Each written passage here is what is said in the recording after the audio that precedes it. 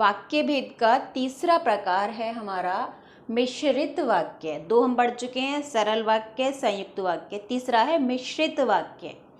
जब दो या दो से अधिक उपवाक्य मिलते हैं, उनको मिलाकर जो एक वाक्य तैयार होता है, बनता है, उसको हम मिश्रित वाक्य कहते हैं। मिश्रित वाक्य में दो या दो से अधिक भी उपवाक्य हो सकते हैं, ठीक है।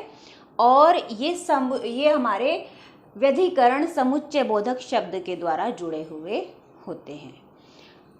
मिश्रित वाक्य में दो प्रकार के उपवाक्य होते हैं।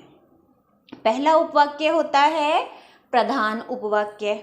प्रधान यानी उस वाक्य में एक प्रमुख प्रधान उपवाक्य हमारा होगा, जिसमें हमारा प्रधानकर्ता शामिल होगा। प्रधान उपवाक्य में प्रधानकर्ता होगा और एक से अधिक, 2, 3, 4 कितने भी छोटे छोटे आश्रित उपवाक्य साथ में जुड़े हुए हो सकते हैं। तो आश्रित उपवाक्य अनेकों प्रकार के होते हैं, क्योंकि वो कई हो सकते हैं, एक या एक से अधिक भी हो सकते हैं, और वो अनेकों प्रकार के 3 प्रकार के हमारे पास होते हैं। तो मिश्रित वाक्य में 2 उपवाक्य हैं, पहला प्रधान उपवाक्य और दूसरा आश्रित उपवाक्य। प्रधान उपवाक्य एक ही होता है, आश्रित उपवाक्य एक से अधिक हो सकते हैं। अब लेकिन ये जो आश्रित उपवाक्य हैं, ये व्यधिकरण समुच्चय बोधक अव्यय के द्वारा जुड़े हुए होते हैं। ध्यान देंगे, व्यधिकरण समुच्चय बोधक शब्द कौन कौन से हो सकते हैं? कि, क्योंकि, जो, जिसने, जैसे, जब, जहां, तो, यद्यपि, तथा और अगर। अब इसमें जैसे जो पुस्तक मुझे चाहिए थी वह पुस्तकालय में नहीं है, तो जो पुस्तक मुझे चाहिए थी वह पुस्तकालय में नहीं है, यहाँ पर एक हमारा प्रधान उपवाक्य है और एक हमारा आश्रित उपवाक्य है। आश्रित उपवाक्य हमेशा वो होगा जो इन शब्दों के द्वारा जुड़ा हुआ होगा। तो अब इसमें 2 उपवाक्यों में हमारा इनमें से कौन से शब्द से प्रारंभ हो रहा है? जो से ये प्रारंभ हो रहा है, तो यानी ये हमारा आश्रित उपवाक्य है, ठीक है। इसको हम ध्यान देंगे। आश्रित उपवाक्य कौन सा है? ये, और दूसरा हमारा प्रधान होगा, ठीक है। इसके बाद हम बताएंगे आपको आश्रित उपवाक्य के 3 भेद होते हैं। परीक्षा में पहले तो 3 प्रकार के वाक्य आपको तीनों प्रकार के पहचानने के लिए आते हैं, सरल, संयुक्त, मिश्रित। फिर मिश्रित के उपवाक्य का भेद पहचानने के लिए भी एक प्रश्न जरूर आता है बोर्ड में, तो इसको भी हम ध्यान से पढ़ेंगे।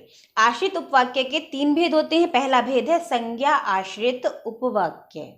जब आश्रित उपवाक्य है ना, ठीक है, आश्रित उपवाक्य यानी वाक्य में 2 हमारे पास उपवाक्य हैं, एक प्रधान और एक आश्रित। तो जब आश्रित उपवाक्य संज्ञा का कार्य करता है तो वो हमारा संज्ञा आश्रित उपवाक्य कहलाता है।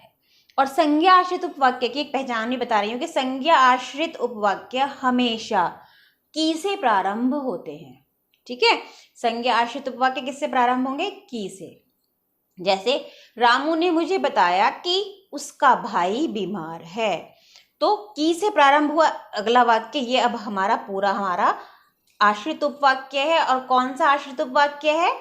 संज्ञा आश्रित। एग्जाम में यही पहचानने के लिए आता है कि इसमें से आश्रित उपवाक्य पहचानिए कौन सा है और उसका प्रकार भी बताइए।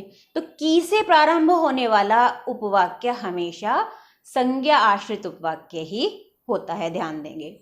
मेरे जीवन का उद्देश्य है कि, ये फिर की से शुरुआत, तो यानी की के बाद वाला उपवाक्य हमारा संज्ञा आश्रित उपवाक्य होगा, ठीक है, कि मैं अध्यापिका बनूं। आश्रित उपवाक्य का तीसरा प्रकार है हमारा दूसरा विशेषण आश्रित उपवाक्य। जब आश्रित उपवाक्य वाक्य में विशेषण का कार्य करे, यानी मुख्य वाक्य की, प्रधान वाक्य की जो हमारा कर्ता है उसकी विशेषता बताए, तो वहाँ विशेषण आश्रित उपवाक्य हो जाता है। जैसे विशेषण आश्रित उपवाक्य हमेशा जो, जिसने, जिसे, जिसका, जिस, इन सब से ही शुरू होते हैं। अब जैसे हमारे पास है कि नेक्स्ट, जो छात्र प्रथम आया है वह मेरा पड़ोसी है। इन शब्दों से शुरू होंगे, विशेषण आश्रित उपवाक्य इन शब्दों से शुरू होंगे। और ध्यान देंगे कि संज्ञा आश्रित उपवाक्य में हमारा वाक्य की से शुरू हुआ था और उसके बाद कोमा नहीं था। की लगता है पर कोमा नहीं लगता। अब इन दोनों प्रकारों में कोमा लगेगा और वाक्य इन शब्दों से प्रारंभ होंगे, यानी विशेषता बताएंगे, या तो व्यक्ति की विशेषता बताएंगे या क्रिया की विशेषता बताएंगे। जब वो संज्ञा या सर्वनाम की विशेषता बताएंगे तो विशेषण आश्रित उपवाक्य, और जब वो क्रिया की विशेषता बताएंगे तो क्रिया विशेषण आश्रित उपवाक्य कहलाएंगे। ठीक है, बताएंगे विशेषता, इसमें संज्ञा या सर्वनाम की विशेषता बताते हैं, और तीसरे वाले में क्रिया विशेषण तब होते हैं वो जब क्रिया की विशेषता बताते हैं। जैसे, जो छात्र प्रथम आया है वह मेरा पड़ोसी है। वह मेरा पड़ोसी है, कौन कौन है मेरा पड़ोसी? जो प्रथम आया है, जो छात्र, यानी उस छात्र के बारे में बात हो रही है, उसकी विशेषता बताई जा रही है कि वो कक्षा में प्रथम आया है, ये उसकी क्वालिटी बताई जा रही है। तो यहाँ पर विशेषण आश्रित उपवाक्य हो गया। पहले तो हम पहचानेंगे आश्रित उपवाक्य कौन सा है, फिर हम बताएंगे कि उसमें वो कौन से प्रकार का है। वह लड़का कहाँ चला गया जिसने पीली कमीज पहनी थी। अब देखो, जिसने पीछे आया तो यानी हमारा बाद वाला आश्रित उपवाक्य है। आश्रित उपवाक्य वाक्य में शुरू में, मध्य में भी आ सकता है और अंत में भी आ सकता है, कहीं भी आ सकता है। यहाँ आश्रित उपवाक्य हमारा प्रारंभ में है तो यहाँ हमारा आश्रित उपवाक्य बाद में है। वह लड़का कहाँ चला गया, कौन सा लड़का? जिसने पीली कमीज पहनी थी।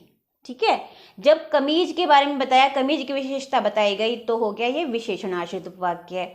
और यदि हम चलने की विशेषता बताते तो वो क्रिया विशेषण आश्रित उपवाक्य हो जाता। जैसे, वह लड़का कहाँ चला गया जो जल्दी जल्दी जा रहा था, तो वह हमारा क्रिया विशेषण आश्रित उपवाक्य हो जाता।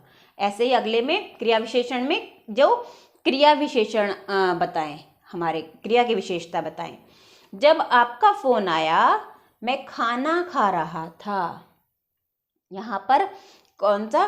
मैं खाना खा रहा था कब, किस समय खा रहा था, खाना किस समय खा रहा था। खाने की विशेषता बताएंगे कब? जब आपका फोन आया। क्रिया की विशेषता बताई जा रही है यहाँ पर। ठीक है, फोन की विशेषता नहीं, क्रिया की। यह वही स्थान है जहाँ दुर्घटना हुई थी। यह वही स्थान है, कौन सा? जहाँ दुर्घटना हुई थी, यानी वाक्य में प्रमुख बात है दुर्घटना होना। ठीक है, जितना तुम पढ़ते हो उतना कोई नहीं पढ़ सकता। उतना कोई नहीं पढ़ सकता प्रधान उपवाक्य है, आश्रित है। जितना तुम पढ़ते हो, ये हमारा आश्रित है। अगर तुम आ जाओगे हम मेला देखने चलेंगे, ये हमारा प्रधान है। और अगर तुम आ जाओगे तो ये हमारा आश्रित उपवाक्य है। एक बात और ध्यान देंगे कि क्रिया विशेषण में वाक्य में एक पहचान और होती है। क्रिया विशेषण के जो वाक्य होते हैं वो अगर, तगर, मगर, यद्यपि, तथापि, ये इस तरह से जुड़े हुए होते हैं। अगर तुम आ जाओगे तो हम बाजार चलेंगे, जब तुम ये काम करोगे तब मैं ये काम करूँगा, जब, तब, जहाँ, वहाँ, इस तरह कॉम्बिनेशन में एक दोनों वाक्य बने हुए होंगे। जहाँ तुम जाओगे वहाँ मैं भी चलूँगा, जब तुम कार्य करोगे तब मैं भी करूँगा, तुम कर लेते यद्यपि, तथापि मुझे ना करना पड़ता। यद्यपि तुमने कर लिया था, तथापि मैंने भी कर लिया। यानी कॉम्बिनेशन में वाक्य जुड़े हुए होते हैं, कोमा लगा हुआ होता है और क्रिया विशेषण यानी क्रिया की वो विशेषता बताते हैं। इस तरह से आप ध्यान देंगे कि 3 प्रकार के हमारे आश्रित उपवाक्य होते हैं: संज्ञा आश्रित उपवाक्य, विशेषण आश्रित उपवाक्य और क्रिया विशेषण आश्रित उपवाक्य। पहले उपवाक्य पहचानना, फिर उस उपवाक्य की विशेषता पहचानना हमारा किस में आता है? मिश्रित वाक्य में हमारे ये सब चीज़ें आती हैं। धन्यवाद।